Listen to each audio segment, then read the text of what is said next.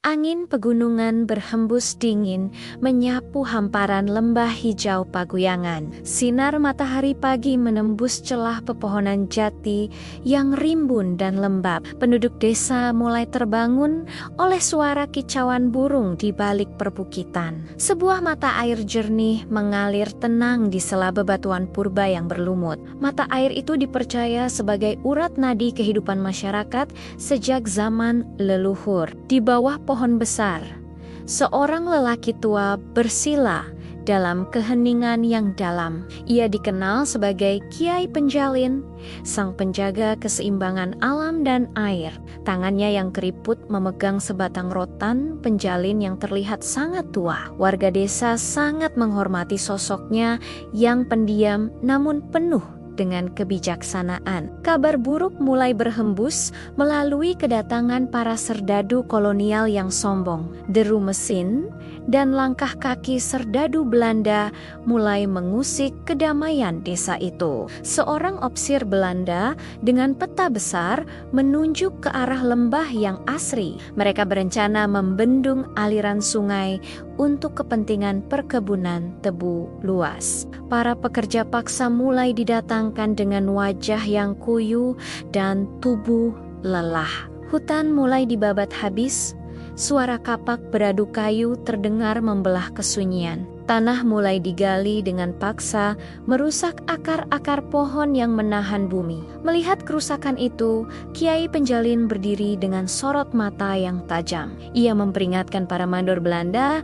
agar tidak merusak mata air keramat itu. Opsir Belanda hanya tertawa meremehkan peringatan dari sang tetua desa tersebut. Pembangunan bendungan pun dimulai dengan menimbun bebatuan di aliran sungai utama. Namun, setiap kali dinding bendungan dibangun, esok harinya bangunan itu runtuh. Para insinyur Belanda mulai merasa bingung karena struktur tanah yang tidak stabil.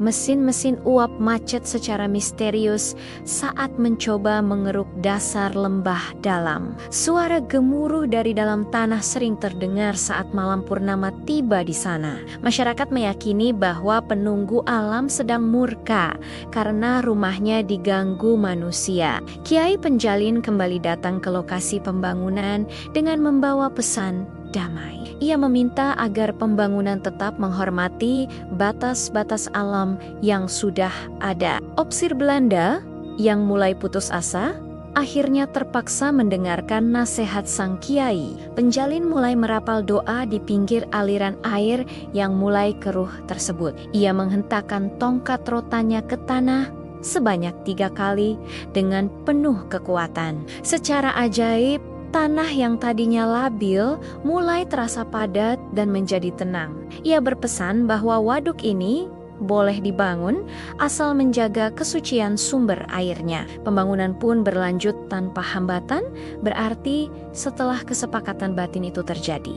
Tembok beton raksasa mulai berdiri megah, membendung aliran sungai yang deras tadi. Air mulai menggenangi lembah, membentuk danau luas yang memantulkan warna langit. Waduk Penjalin kini berdiri sebagai simbol pertemuan teknologi dan kearifan lokal desa. Meski waduk sudah selesai, Kiai Penjalin tiba-tiba menghilang tanpa jejak kaki. Beberapa warga mengaku melihat sosoknya berjalan di atas permukaan air saat kabut. Mitos mulai berkembang bahwa sang kiai telah berubah menjadi penjaga gaib waduk. Ia menetap di dasar air untuk memastikan manusia tidak merusak kelestarian alam itu. Waktu berlalu, kolonialisme pergi. Namun, waduk Penjalin tetap ada hingga saat ini. Keindahan waduk ini menyembunyikan misteri yang dalam di balik airnya yang tenang. Warga setempat masih sering memberikan penghormatan kecil di pinggir waduk tersebut. Setiap tahan, ritual menjaga mata air dilakukan untuk mengenang jasa Kiai Penjalin. Para pemancing sering merasakan kehadiran sosok yang mengawasi dari balik pepohonan. Suasana mistis akan sangat terasa ketika matahari mulai tenggelam di ufuk barat. Permukaan air yang tenang tiba-tiba bisa membentuk riak kecil tanpa ada angin. Konon, rotan penjalin milik sang kiai masih tersimpan di dasar waduk yang gelap. Hanya mereka yang berhati bersih yang bisa merasakan kedamaian di tempat keramat ini.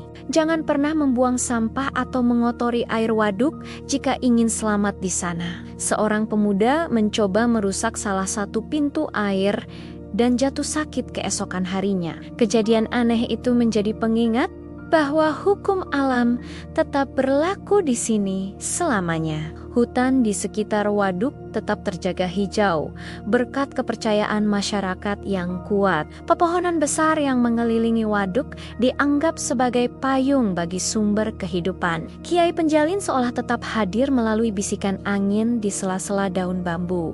Dahulu kala, lokasi ini adalah tempat pertemuan para wali untuk bermusyawarah santun. Energi positif masih terpancar dari titik mata air utama di bagian hulu waduk. Beberapa peneliti datang untuk mencari tahu rahasia kekokohan bendungan tua tersebut. Mereka takjub dengan konstruksi yang menyatu sempurna dengan kontur alam yang asli. Namun mereka tidak pernah bisa menjelaskan fenomena suara gamelan di tengah malam. Suara itu terdengar merdu namun menjauh jika didekati dengan perasaan yang penuh ambisi. Legenda Kiai Penjalin terus diceritakan secara turun-temurun kepada anak dan cucu, agar generasi muda tetap mencintai dan merawat warisan alam yang sangat berharga ini. Misteri waduk bukan untuk ditakuti, melainkan untuk dihormati sebagai batas suci. Kiai Penjalin mengajarkan bahwa air adalah nyawa yang harus dijaga sampai mati. Jika airnya tercemar, maka bencana besar akan melanda seluruh wilayah Paguyangan. Langit senja di Waduk Penjalin selalu menyisakan warna jingga yang sangat magis. Bayangan perahu nelayan kecil melintas perlahan, membelah keheningan air yang luas. Mereka mencari nafkah dengan tetap mematuhi aturan tak tertulis dari sang penjaga. Setiap ikan yang ditangkap adalah berkah yang harus disyukuri dengan kerendahan hati. Ada area di tengah waduk yang konon tidak boleh dimasuki oleh siapapun juga. Tempat itu dipercaya sebagai istana gaib, tempat Kiai Penjalin bersemayam dengan tenang. Burung-burung air sering berkumpul di sana tanpa rasa takut akan gangguan manusia. Pernah ada upaya pengerukan besar-besaran, namun alat berat kembali rusak mendadak. Sejak saat itu, manusia lebih memilih hidup berdampingan dengan misteri yang ada. Alam memiliki caranya sendiri untuk melindungi bagian yang dianggap paling sakral. Kearifan lokal menjadi perisai terkuat dalam menghadapi arus modernisasi yang liar. Waduk Penjalin bukan sekadar tempat wisata, melainkan sebuah ruang refleksi diri. Melihat ke dalam air yang tenang sama dengan melihat ke dalam hati kita sendiri. Kiai Penjalin adalah simbol bahwa manusia harus tunduk pada kehendak Sang Pencipta. Tongkat rotannya melambangkan kelenturan, namun ketegasan dalam memegang prinsip hidup. Siapapun yang datang dengan niat baik akan pulang dengan perasaan yang sangat damai. Namun bagi mereka yang berniat merusak, alam akan memberikan pelajaran yang setimpal. Kabut pagi di waduk seringkali menyerupai jubah putih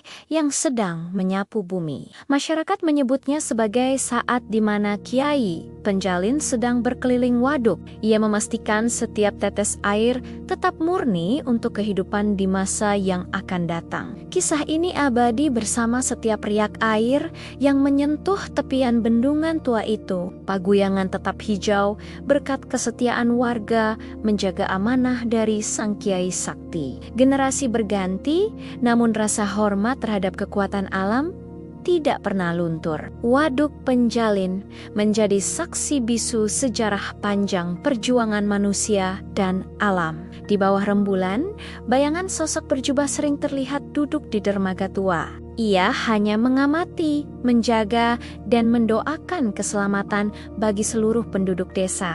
Keheningan malam di waduk adalah musik yang paling indah bagi jiwa yang lelah.